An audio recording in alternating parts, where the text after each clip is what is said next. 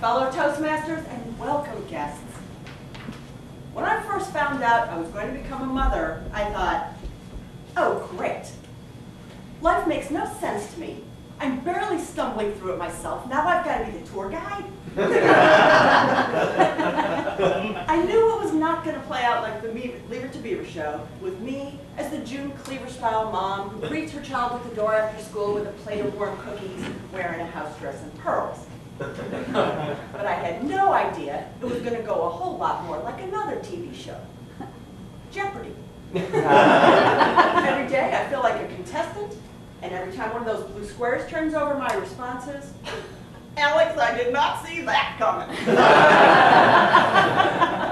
Nick was born on a Tuesday. Thursday, we were in the car driving home from the hospital, and we came to a red light. So I took a moment to look over at him all bundled up in his little car seat. I said, my precious baby.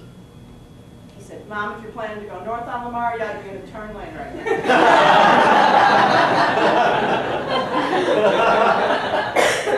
When he was 4 years old, I took him to a video arcade. He yanked on my jacket and said, Mom, give me quarters. I said, young man, you know that is not the proper way to ask.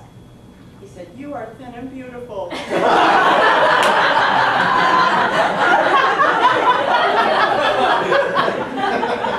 Now fast forward 10 years.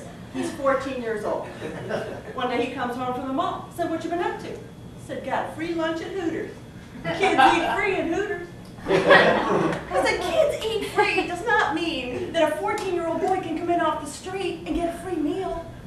That's a marketing scheme that gives grown men with kids an excuse to go to Hooters. He says, yeah, that's what the waitress said. I said, then how did you get a free lunch? He said, well, I told her that's not what it says on the sign. I said, and she bought it? He said, no, but then I told her I didn't have any money. I said, you have tons of money. He says, Mom, you know that. I know that. The waitress doesn't know that. Nick, give me 5. I've had to deal with so many things that June Cleaver never had to deal with. Dear Mrs. Miller, Nick will be having his 15th birthday party at Texas Paintball. We hope that Sam can come. Please sign the enclosed release form stating that you understand your child may be named or killed. Because I have a teenage boy, we listen to the rap station, which I love, because I'm a sucker for romance.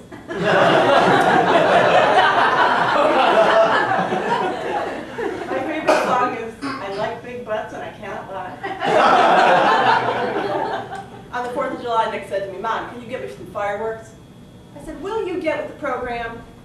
Get fireworks behind my back. He's 16 years old now. That means he's driving, which means I had to go over the rules for car dates. I said, when you go to pick that girl up, you don't just honk your horn. You go to the door, you meet her father, you shake his hand, and you give him your cell phone number. And then you bring that girl back over to our house so I can tell her, I'm not going to raise your baby.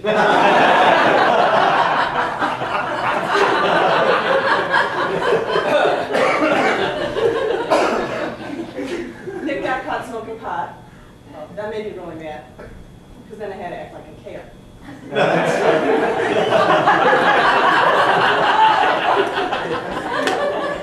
To be honest, I already knew he was smoking pot, because one night he came home and he said, Mom, do you ever wonder, everybody in the world can read minds except for you? And you're the only one who can't read minds. That's a stoner question about it.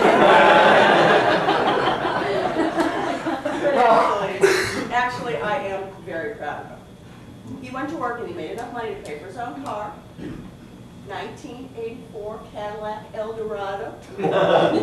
Cherry red with a white leather interior. You know, it's hard up there for a pimp.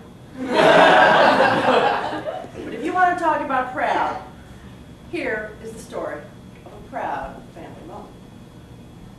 Back when Nick was just getting to the age where boys are obsessed with cuss words and dirty words, you know the age I'm talking about, from about 13 to death. He and his friends would get together, they would make prank phone calls. Everybody had an assignment. James would look up the numbers, Hunter would dial, And then when somebody said hello, Nick would say the filthiest thing he could think of. Now I know what you're thinking. You must be really close with your son if he tells you stuff like this. That's not how I know. One night his friends decided to play a trick on him, and they dialed his home phone.